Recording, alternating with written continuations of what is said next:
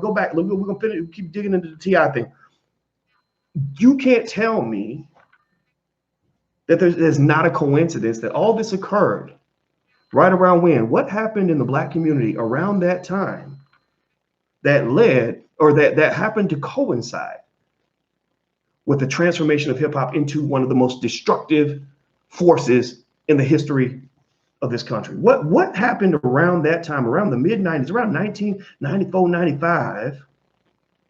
Bill Clinton's in office promoting the crime bill, him and Joe Biden promoting the crime bill where they wanted to mass exterminate Black people and send everybody away. What happened around that time? I'm gonna give you a hint.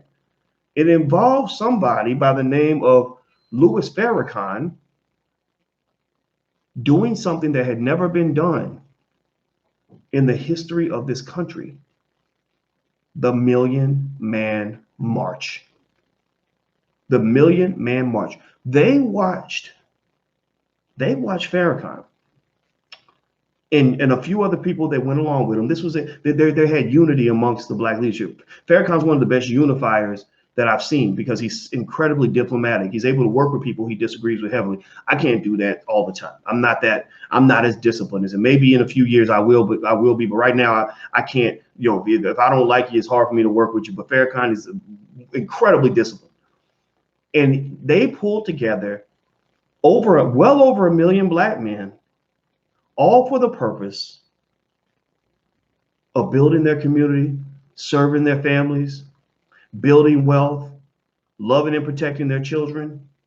And I want to hear yes or no, yes or no, yes or no, yes or no, yes or no. Do you think that seeing over 1 million Black men all gathered at the Capitol at the same damn time, do you think that scared the living shit out of every white person in America, damn near? Do you think, especially given that this is right in the middle of the crime bill that they all supported, where they said, yes, lock them up. They're all super predators. We need them out of our communities because they're scary, right? Do you think that it scared the hell out of them to see over 1 million, some say as much as 2 million Black men all together, listening to one man saying, yes, I will, I vow, I promise, I will take care of my family. I promise I will build my community. I'm going to go home and be a better man. Even the rapper Too Short at the same time was so inspired. He came out with a great song. You might remember that song? You should be getting while the getting is good. And he made that song for Black men saying, get up off your ass, go get something, go be your best, work hard. I mean, his message was very similar to the message y'all hear from me today. It was very similar. So hip hop lost its way, and it wasn't because hip hop just happened to lose its way. It's because the government helped hip hop lose its way. Hip hop didn't lose its way just ironically or coincidentally. Hip hop lost its way because corporations and music and record labels owned and run by white people and people from the Jewish community. Let's just be real. They're brilliant people. And part of that brilliance means that they are in extensive control of the media. The reason I bring that up is not to be anti-Semitic. I bring it up to be truthful, number one. And number two, to point out the hypocrisy.